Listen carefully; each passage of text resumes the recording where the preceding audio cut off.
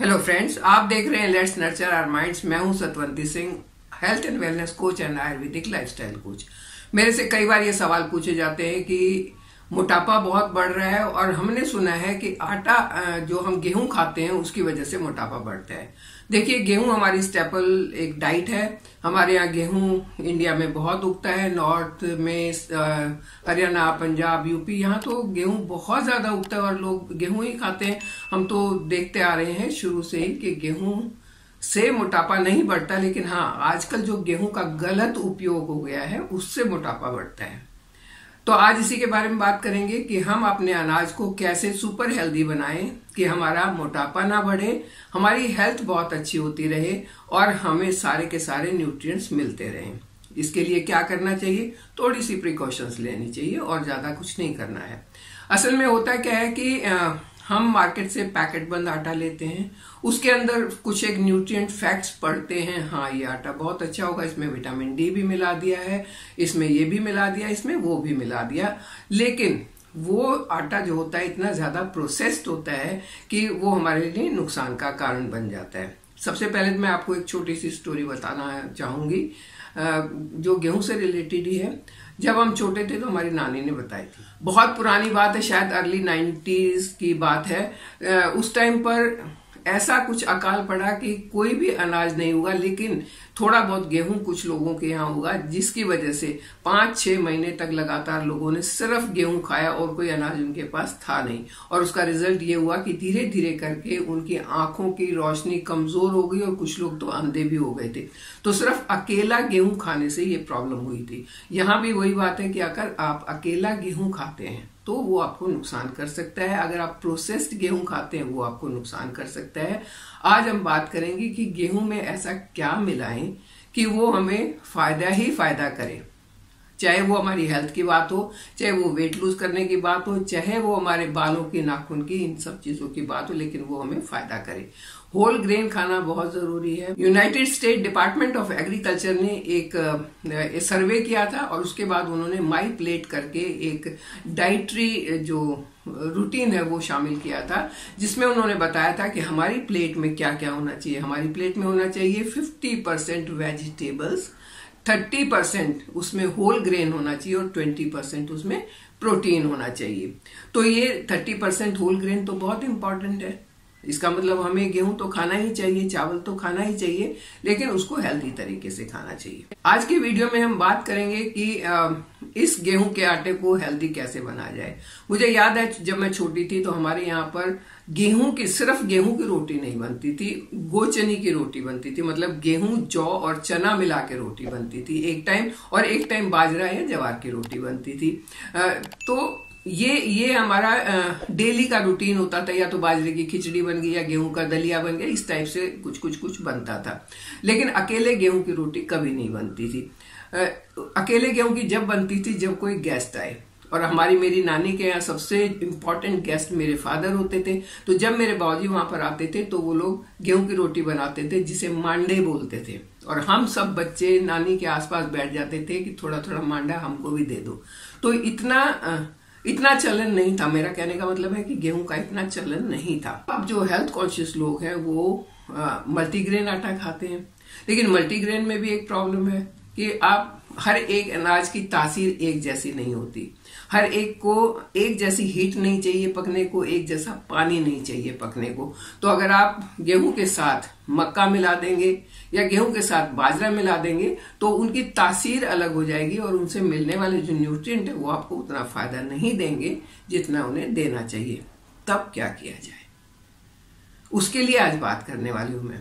आप अपने गेहूं के आटे में 3 चीज मिला सकते हैं जो आपके आटे को सुपर हेल्दी बना सकती है। उसको एक आपकी हेल्थ को बूस्ट वो दे सकता है। वो कौन कौन सी चीजें? वो चीजें भी ऐसी हैं जो बड़े आराम से आपको मिल जाएंगी, आसानी से मिल जाएंगी, आसानी से आप उनको ले सकते हैं, मिला सकते हैं और खा सकते हैं। तो उनमें नंबर 1 पर मैं रखती हूँ अजवाइन को। आपने देखा होगा जब आपके घर में त्योहार वगैरह होते हैं तो पूरी बनती है या कचौरी बनती है और उसमें अजवाइन डाली जाती है। क्यों? क्योंकि अजवाइन उस तली हुई चीज को डाइजेस्ट करने में मदद करता है। तो जब आप अपने आटे में अजवाइन डालेंगे तो आपका डाइजेशन इंप्रूव होगा, आपका मेटाबॉलिज्म भी इंप्रूव होगा, आपको गैस, एसिडिटी ऐसी कोई प्रॉब्लम नहीं होगी, खट्टी डकारें नहीं आएंगी, सीने में जलन नहीं होगी और साथ साथ में कॉन्स्टिपेशन भी नहीं होगा। तो अजवाइन आटे में डालना एक बहुत अच्छा ऑप्शन है, लेकिन ज्यादा नहीं डालना है। अगर 4-5 लोगों के लिए आप चपाती बना रहे हैं, आटा बना रहे हैं, तो 1 टीस्पून अजवाइन काफी है। और वो भी डेली डालने की जरूरत नहीं है, आप हफ्ते में 3 दिन डाल लें, बस उतना ही काफी होगा। तो नंबर 1 पर आता है अजवाइन, जो इजीली अवेलेबल है, जो हम कुछ एक सब्जियों में डालते हैं उसके फ्लेवर के लिए। लेकिन अजवाइन बहुत अच्छी चीज है और आफ्टर डिलीवरी तो लेडीज के लिए ये मस्ट है। हमारे यहाँ कम से कम ½ kg अजवाइन खिलाई जाती है जच्चा को 1 महीने के अंदर अंदर, ताकि उसके अंदर एक क्लियरेंस, टॉक्सिन्स सारे निकल जाएं। जो डिलीवरी के टाइम उसके अंदर जो एक्सेस चीजें बनी हैं, जो बच्चे के लिए जरूरी थी लेकिन अब वो नहीं चाहिए, वो सब निकल जाए ताकि क्लियरेंस अच्छी हो जाए और उसका जो नेक्स्ट सर्कल है वो अच्छे से सही से काम करे। इससे जब जच्चा अजवाइन खाती है तो इससे बच्चे को भी गैस, एसिडिटी का प्रॉब्लम नहीं होता, क्योंकि बच्चा माँ का दूध पीता है। तो डिलीवरी के बाद तो ये मस्ट है। तो सबसे पहला क्या हुआ कि आपने अपने आटे में अजवाइन मिलानी है। नंबर 2 पर मैं नाम लेती हूँ एक सुपर फूड का, जिसको आजकल सुपर फूड का दर्जा दिया गया है। आजकल ये नई खोज नहीं है, बहुत पुरानी चीज है, लेकिन पहले इतना हम जानते नहीं थे और हमारे यहाँ तो जानवरों को खिलाया जाता था, अगर मैं कहूँ तो, क्योंकि बहुत ज्यादा मात्रा में ये उगता था, जानवरों के दलिये में डाला जाता था और उनकी हेल्थ अच्छी होती थी। जो बैल काम करते थे खेत में वो मजबूती से काम करते थे, जो गाय भैंस दूध देती थी बहुत अच्छा दूध देती थी और वो दूध हम पीते थे तो मस्त रहते थे। तो वो है फ्लैक्स सीड। आजकल अगर आप बाजार में जाते हो, किसी मेले वेले में जाते हो, तो वहां पर लिखा होता है पतला करने वाले बीज, मोटापा घटाने वाले बीज, और वो है फ्लैक्सीड यानी अलसी के बीज। अलसी के बीज एक बहुत अच्छा ओमेगा 3 का सोर्स है। जब आप इसको खाते हैं तो आपके बॉडी के अंदर जो चिकनाई आपको चाहिए, आपके मसल्स को, आपकी बोन्स को, वो चिकनाई ये देता है और वो चिकनाई आपके जॉइंट्स की मूवमेंट में आपकी बहुत मदद करती है। आपकी आर्टरीज को नैरो नहीं होने देती है, आपको गुड फैट देती है, क्योंकि गुड फैट भी बहुत जरूरी है आपके विटामिन्स और मिनरल्स के अब्सॉर्प्शन के लिए। तो फ्लैक्सीड एक बहुत अच्छा ऑप्शन है और फ्लैक्सीड को आप कई तरीके से खा सकते हैं। चाहे तो आप इसको पानी में भिगो के रख दें और वैसे खा लें, लेकिन अभी मैं क्योंकि आटे की बात करूं तो आप आटे में फ्लैक्सीड मिला सकते हैं। ध्यान आपने ये रखना है कि फ्लैक्सीड को हल्का सा रोस्ट कर लें और उसको पीस लें। पहले आटे में मिलाने के लिए पीस लें और आप वही अगर 4 लोगों के लिए चपाती बना रहे हैं तो 1 टेबल स्पून फ्लैक्सीड काफी है। ये ध्यान रखें कि फ्लैक्सीड को थोड़े पोर्शन में पीस के रखें, क्योंकि इनका ऑक्सीडाइजेशन हो जाता है और इनकी न्यूट्रिएंट वैल्यू जो है वो कम हो जाती है अगर लंबे समय के लिए पीसा जाए। तो आप 4 से 5 दिन के लिए पीस सकते हैं और उसको फ्रिज में रख सकते हैं, डेली उसको यूज कर सकते हैं। अब बात आती है नंबर 3। नंबर 3 तो एक ऐसी चीज है जो सिर्फ इंडिया में नहीं, आजकल इसका यूरोपियन कंट्रीज में, आजकल इसका यूएसए जैसे बड़े बड़े देश में बहुत डिमांड बढ़ गई है। इतनी डब्बी में इतने महंगे, पता नहीं कितने डॉलर के ये मिलते हैं और हमारे यहाँ इसकी भरमार है। आप समझ गए मैं क्या बोल रही हूँ? वो है मोरिंगा, ड्रमस्टिक का जो प्लांट होता है उसके पत्तों का पाउडर। ये आर्टरीज और नर्व्स के लिए बहुत फायदेमंद है। जब आपकी आर्टरीज और आपकी वेन्स जो है वो नर्व्स जो है सही से काम करेंगी तो आपकी पूरी बॉडी में ऑक्सीजन और न्यूट्रिएंट का फ्लो रेगुलर रहेगा और जितना ये रेगुलर रहेगा उतनी आपकी हेल्थ अच्छी रहेगी। तो मोरिंगा पाउडर भी एक बहुत अच्छा ऑप्शन है आटे में मिलाने के लिए। ये भी आपने अगर 4 लोगों के लिए चपाती बना रहे हैं तो 1 टेबल स्पून मोरिंगा पाउडर आपको इसे मिलाना है। आप धीरे धीरे करके इसे 2 टेबल स्पून तक कर सकते हैं क्योंकि नुकसान नहीं करता। हालांकि इसका टेस्ट थोड़ा सा बिटर होता है, इसलिए मैं एकदम से ज्यादा मिलाने की बात नहीं कर रही हूँ। आप थोड़ा थोड़ा करके इसको मिला सकते हैं।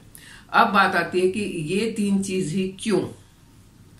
क्योंकि अगर मैं मोरिंगा की बात करूं तो ये विटामिन सी रिच है, एंटीऑक्सीडेंट है। अजवाइन की बात करूं तो वो भी टॉक्सिन्स को बाहर निकालता है। अगर मैं फ्लैक्स सीड्स की बात करूं तो ये आपके डाइजेशन को बहुत अच्छा करता है। ये आपके इसकी लैक्सेटिव प्रॉपर्टी होती है। जब आप इसको खाते हैं तो आपकी जो इंटेस्टाइन है, जहां पर आपका खाना पच रहा है, वो क्लीन रहती है, वहां पर कुछ चीज चिपकती नहीं है, और जब नहीं चिपकेंगी तो न्यूट्रिएंट एब्जॉर्प्शन जो है वो फास्ट हो जाता है। इसलिए ये एक अच्छा ऑप्शन है। तो ये 3 चीजें मैंने आपको बताई हैं। नंबर 1 मोरिंगा, फ्लैक्स सीड्स और अजवाइन। ये तीनों चीजें आप अपने आटे में मिलाएं और फिर देखें विद इन अ मंथ आपकी हेल्थ कितनी अच्छी हो जाएगी, आप खुद हैरान हो जाएंगे। एक और बात जो कि बहुत इंपॉर्टेंट है, अगर आप तीनों चीज एक साथ नहीं मिलाना चाहते या नहीं मिला सकते हैं, और मैं सलाह भी दूंगी कि एक एक करके ही आप इनको ट्राई करें, तो आप जो भी चीज मिलाते हैं, मान लो आप अजवाइन मिला रहे हैं तो लगातार 3 दिन तक मिलाएं, उसके बाद उसको चेंज करें। अगर आप मोरिंगा लीव्स मिला रहे हैं तो लगातार 3 दिन तक मिलाएं और उसके बाद चौथे दिन कोई दूसरी चीज यूज करें। तो आप इस तरीके से 3-3 दिन के बैच में इनको यूज करके देखें और फिर इनके फायदे आप गिनते जाएं। और हाँ, तो ये जो इतने हेल्दी ऑप्शन मैंने आपको बताए हैं, इसे मैक्सिमम लोगों के साथ शेयर करें। खुद तो अपनाएं, खुद तो इसके पूरे फायदे उठाएं, लेकिन मैक्सिमम लोगों के साथ इसको शेयर करें ताकि सब लोग इसके फायदे उठा सके और हम डॉक्टरों के चंगुल से, दवाइयों के चंगुल से बचे रह सके, अपने आप को हेल्दी रख सके। ये आपके हार्ट को अच्छा करेंगे, आपके बीपी को कंट्रोल करके रखेंगे, आपके शुगर लेवल को कंट्रोल करेंगे। फ्लैक्स सीड शुगर लेवल के लिए भी बहुत अच्छे हैं, शुगर को मेंटेन करके रखते हैं, अजवाइन भी। और क्योंकि ये टॉक्सिन्स को बाहर निकालते हैं, इसलिए ये डायबिटीज और ओबेसिटी इन सब के लिए तो बहुत ही अच्छी चीज है। तो ऐसी अच्छी चीज को आप अपना के देखिए, मेरे साथ बने रहिए, चैनल को सब्सक्राइब कीजिए। Thank you.